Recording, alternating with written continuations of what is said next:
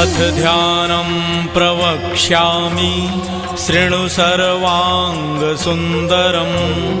यत्कृतं देवदेवेन ध्यानं हनुमतः प्रियं पञ्चवक्त्रं महाभीमं त्रिपञ्चनयनैर्युतं बाहुभिर्दशभिर्युक्तं सर्वकामार्थसिद्धिदं पूर्वं तु वानरं वक्त्रं कोटिसूर्यसमप्रभं